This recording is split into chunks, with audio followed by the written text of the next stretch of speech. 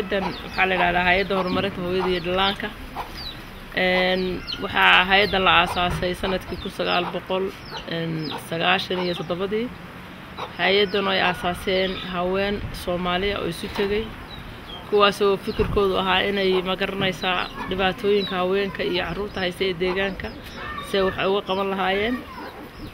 hay'adani waxa weeyaan hay'ad magaranaysaa aan dawli ahayn isla markaana aan diin iyo magaranaysaa siyaasad iyo magaranaysaa waxyaabo kale aan ku lug lahayn kuwaasoo aanu waxyaabaha aanu ka shaqeyno waxaa ka mid ah la dagaalanka iyo xakamaynta si looga wacyigelin lahaa bulshada cudurka HIV AIDS-ka la dagaalanka iyo dabargoynta gudniinka fircooniga ee gabdhaha waxaan kaloo ka shaqeynaa magaranaysaa child protection waxa la yiraahdo ama ilaalinta carruurta caafimaadka iyo nafaqada carruurta xoolaha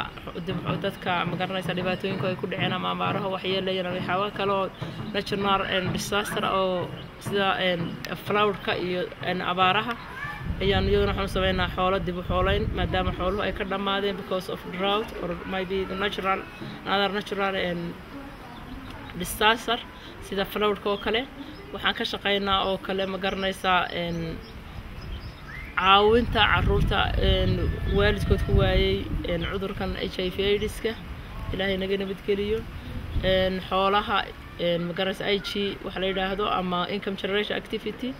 oo dumarka iyo loo sameynayo dadka danyarta ah ee dhaqaalo ayaan ka shaqeynaa waxaan ka shaqeynaa illiteracy waxa la yiraahdo ama dadka aan waxna dumarku maadaama ay yihiin inta badan waxna qorin waxna aqrin si dumarku wax u qori lahaayeen wax u aqrin lahaayeen isla markaana ay dhaqaalaha ama magaranaysa dhaqaalaha qoyskooda ay wax ugu biirin lahaayeen iyaga waxaan ka qabanaa deegaankan ka shaqeynaa ama environmental issue waxa la yiraahdo oo planting iyo agriculture issue waxyaabaha magaranaysa beeraha qudrada oo kale vegetable gardenka dumarka kuwaasoo dhaqaalaha contribution haweenka u sameynaya ta kale xafiiskani waa xafiis ilaaman fara badan ku leh deegaanka Soomaalida waxaan ka shaqeynaa iminka current activity-gaan hayno aw bare oo child protection vocational training waxa la yiraahdo dumarka lagu tababaro makiinadaha si wax u toli lahaayeen daabicidda iyo waxyaabaha kala duwan farsamooyinkooda ay yaqaaneen oo kor loogu qaadayo si hadhowto makiinada ay ku shaqeystaan dakhliga ay ku soo saaraan loogu sameeyo waxaan kaloo ka shaqeynaa magaranaysaa hawlahan la xiriira dhammaan la xiriira magaranaysaa carruurta ee TB-da ayaanu caawinaa dadka TB-da qaba oo u sameynaa meeshay 8 bilood dawada ku dhamaysan dadka 8 bilood bay qaataan carruurtuna 6 bilood bay qaataan markaas ay dawada u dhamaystaan naga xafiiska caafimaadka ee dawladda deegaanka Soomaaliya la kaashanayna ayaanu u sameynaa food and accommodation meeshay ku hooyan lahayn cuntadina u sameyn lahayn staafka aan u baahanahay iyagana powerkan waxaan ka soo qaadanaa xafiiska caafimaadka waxaan la shaqeynaa hay'ado kala duwan sida hay'adda CRD la yiraahdo waxaan la shaqeynaa UNICEF baan la shaqeynaa iyagana waxaan kaloo la shaqeynaa hay'ado fara badan oo ajaaniba sida magaranaysaa hay'ad German oo KNG la yiraahdo Back to Ethiopia hay'ad la yiraahdo la shaqeynaa BSI oo ah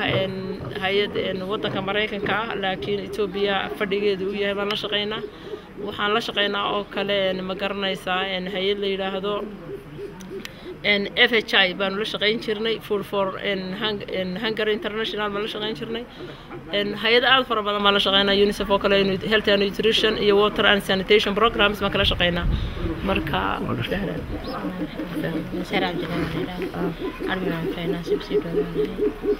haasiin bahadka oo dhan soo dhameysay meelii waxyaabo dhan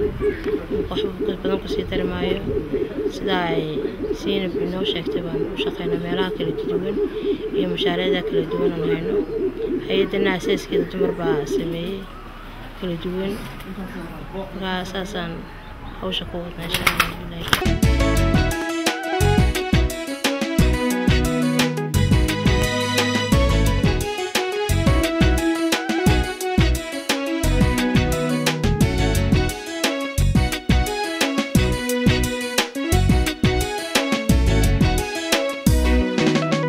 راح دو subaxdu